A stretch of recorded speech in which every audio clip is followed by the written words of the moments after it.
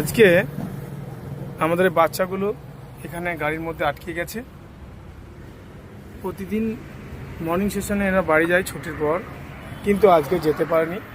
তার কারণ একটাই, যে ড্রাইভার নিয়ে যান উনি অসুস্থ হয়ে গেছেন হঠাৎ, এবং ভালোই অসুস্থ। সেই জন্য গাড়িটা স্টপ করে রেখেছেন বুদ্ধিমানের কাজ করে।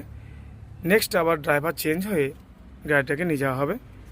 তো এই জন্য আমি ওয়েট করছি কখন ড্রাইভার আসবে, তারপর আবার ফের আমি স্কুলে চলে যাব। আমি জাহিদ স্যার এখানে ওয়েট করছি একটা ড্রাইভারের জন্যই। দেখতেই পাচ্ছেন এরা বসে আছে গাড়িতে হাই রোডে।